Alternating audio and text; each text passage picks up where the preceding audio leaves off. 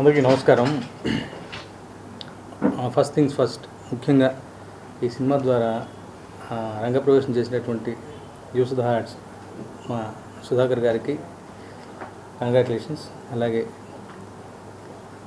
నా ప్రీతమ హీరో నందమూరి తారక రామారావు గారి పేరు మీద పెట్టినటువంటి ఎన్టీఆర్ ఆర్ట్స్ కళ్యాణ్ రామ్ గారికి, ఎన్టీఆర్ గారికి, హరికృష్ణ గారికి కంగ్రాచులేషన్స్.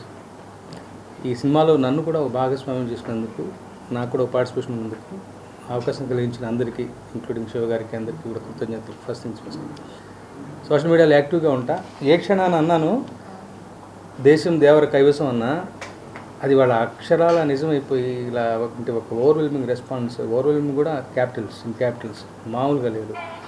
ఇందాక శివ గారు వాళ్ళు అనుకుంటే విన్నాను, అసలు families have started embracing the film అంటే, ఫ్యామిలీస్ ఎగబడితే, ఫ్యామిలీస్ రిసీవ్ చేసుకోవడం మొదలు పెడితే ఆ విషయం మామూలుగా ఉండదు. And before release itself ఓవర్సీస్లో బుకింగ్స్ కానీ, ఈ అంటే ఇది నాకు సంబంధించిన విషయం కాదు, but I'm just sharing my excitement. రిలీజ్కి ముందే ఆ స్థాయిలో బుకింగ్స్ కానీ, రిలీజ్ అయిన తర్వాత ఈ మాత్రపు ఏమంటాం, ఈ రేంజ్లో ఒక ఆదరణ కానీ, వస్తున్న మౌత్ టాక్ కానీ అన్నీ కూడా అసలు చాలా చాలా చాలా గొప్పగా ఉన్నాయి. నిజంగా ఇదొక విప్లవం. ముఖ్యంగా 2 కారణాలు. శివ గారికి ఒక యూనిక్ వే ఆఫ్ ఒక స్టోరీ టెల్లింగ్ ఉంటుంది. ఆయనతో పర్సనల్గా ట్రావెల్ చేసిన వాళ్ళు తెలుస్తుంది. ఆయన ఆలోచనలు విభిన్నంగా ఉంటాయి. మంచి కథలు చెప్పాలి అంటారు, ఇదొక మాట గుర్తుపెట్టుకోవాలి. సో శివ గారి ఒక టోన్ ఉంది. ఆ టోన్లో సినిమా చెప్తే సహజంగా ఉంటుంది. ఆ సహజత్వానికి ప్రపంచం పడుతున్నటువంటి నీరాజనం ఈ సినిమా దానికి ఉదాహరణగా ఈ సినిమా చెప్పుకోవచ్చు. ముఖ్యంగా శివగారు ఒక్కడ అలా ఉంటే సరిపోదు. ఆయన బలంగా నమ్మి వెనుదను నిలబెట్టినటువంటి hero none other than NTR గారు.